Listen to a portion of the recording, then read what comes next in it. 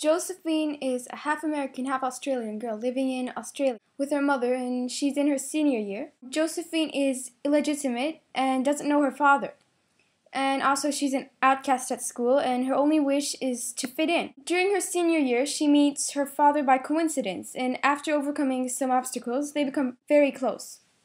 Also, she gets her first real boyfriend, and her boyfriend is a complete rebel, so she gets influenced by him a bit. Same year, her good friend John, which also used to be her crush, well, before her new boyfriend, commits suicide, so that really affects her too. And she learns some big family secrets about her grandmother and a few mistakes that she'd done years ago. After a year full of drama, Josephine realizes that she has to accept herself the way she is so that people can accept her.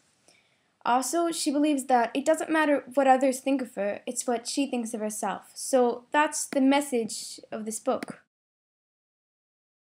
There's a scene where Jacob and Josephine almost have sex. So since we don't want the film to have like an erotic part, we'll cut that scene.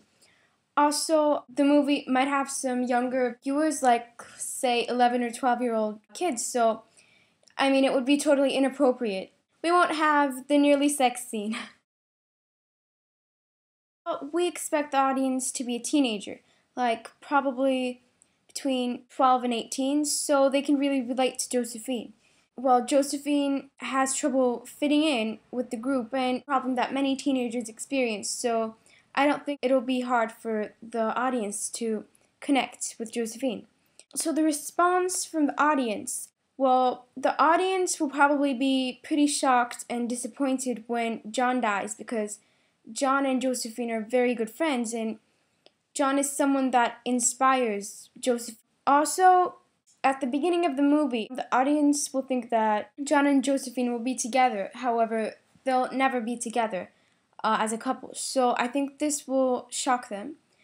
The audience will also be very shocked about the family secret. So the family secret is practically Josephine's grandmother. She gets pregnant from an Australian man instead of her own husband. And this is a very big shock for Josephine because her grandmother has always been so strict and she's so caught up on rules.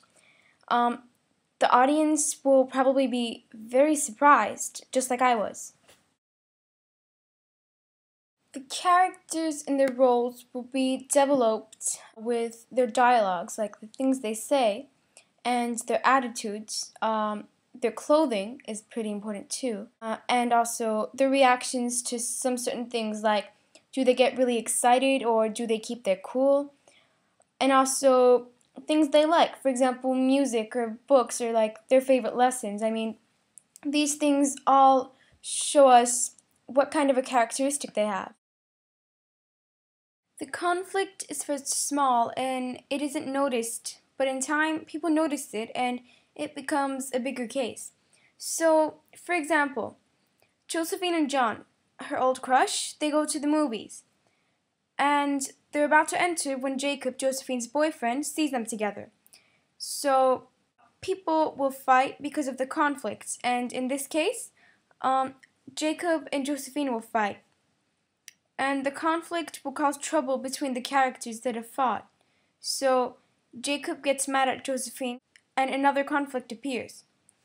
In time, the characters that have fought will forget the conflicts and will apologize, so the conflict will be resolved. Josephine and Jacob won't talk for a while, then Josephine will apologize and they will be back together. So this is just an example, and mostly the conflicts will be developed and resolved in this way.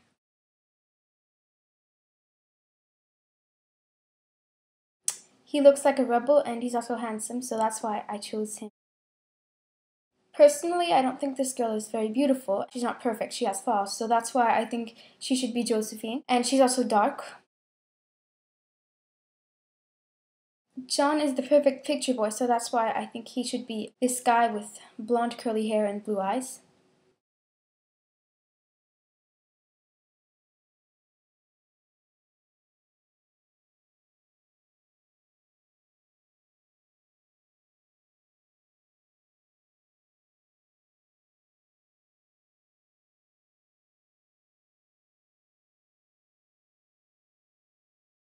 River is a beautiful girl. She has blonde hair and blue eyes. She's simply perfect, and she's a bit girly and she's shy, so that's why I think this girl is perfect for River. I think the best place to film would be in Australia. There's a place called Surfers Paradise in Gold Coast, and it would be an amazing place to film because it has a beautiful beach and a beautiful city. There's beautiful buildings in Surfers Paradise, and there's also small neighborhoods where Josephine's house could be. I think this would be a great book to make a movie because it reflects the problems of a teenage girl very well. Many teenagers would relate to the main character. Also, the drama that happens in the book is incredible. I couldn't drop the book from my hand once I started reading it. The dialogues are very powerful and there's many beautiful monologues.